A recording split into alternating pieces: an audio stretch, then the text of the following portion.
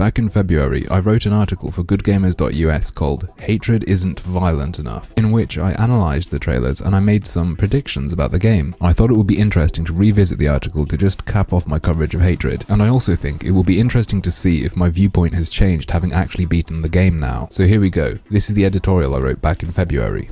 What new form of digital cruelty must Destructive Creations game have presented the world with in order to cause the internet's sensitivity soldiers such upset? Whatever it is, I'm blind to it. Unless I've missed something subtle, none of what's been shown so far is new to gaming. However, I've been told even the most brutal games I've played aren't quite like Hatred. GTA 5, for example, another game that allows its players to go on indiscriminate killing sprees, doesn't actually present mass murder as its goal. This single arbitrary circumstance is supposed to convince the world that Hatred's a game in its own league of depravity. There's a problem though.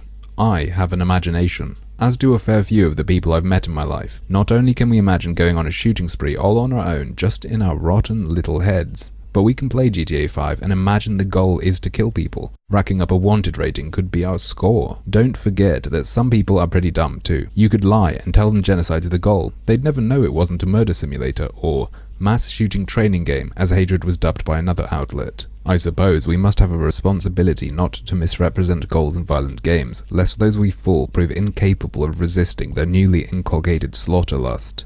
Human extermination is human extermination, regardless of its status as a game's explicit goal.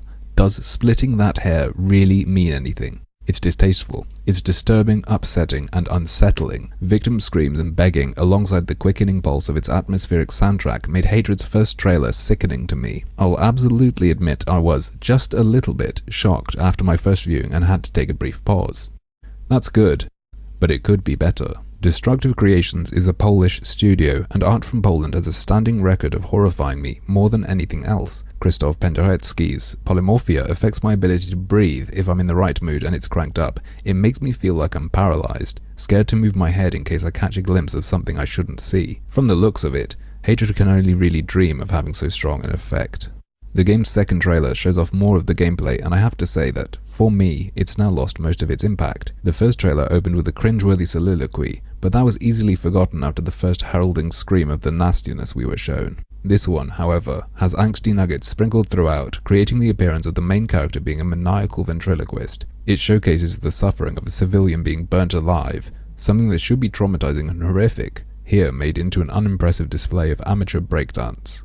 Seeing the crosshair so clearly, experiencing fewer executions, as well as hearing less intense music in the background also contributed to breaking the spell of Hatred's brutality. Thousands will die, and according to the trailers, so will you. There's obviously a great deal of violence depicted, but the plain gameplay shown isn't actually giving me the impression of real-world violence, something the more tightly edited original trailer certainly did. I can see people getting shot and stabbed, but it just isn't hitting me right. Like I said, mass murder being the goal isn't enough to give me the heebie-jeebies or make me worry that kids might grow up to copy it. It needs to connect at a basic level and stay solid all the way up into the narrative, or the effect crumbles.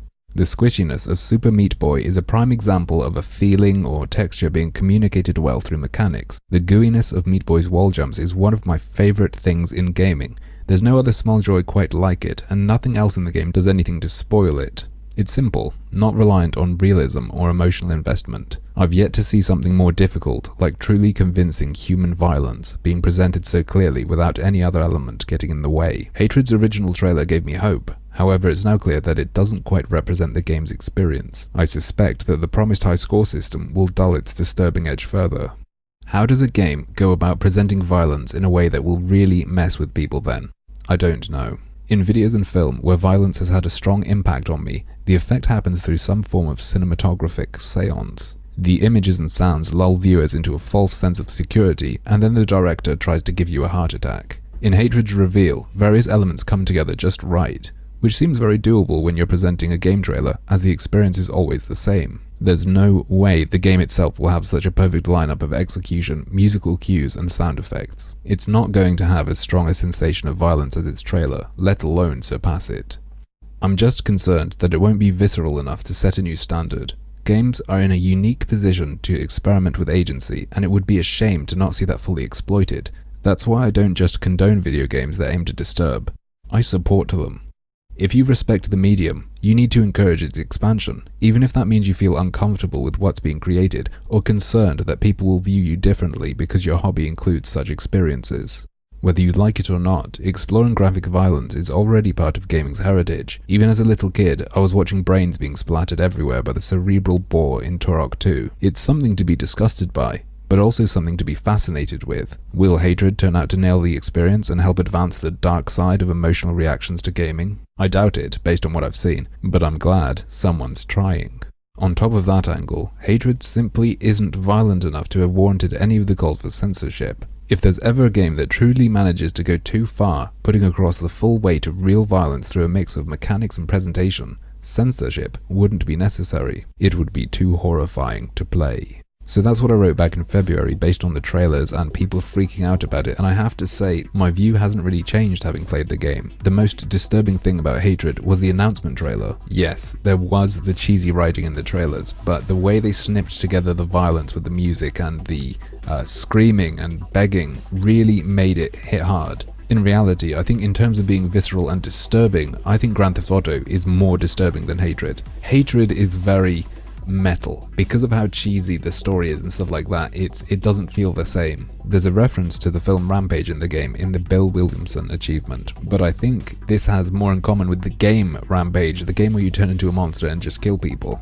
Somehow, it's both black-hearted and light-hearted at the same time. But, as usual, that's just another one of my harmful opinions.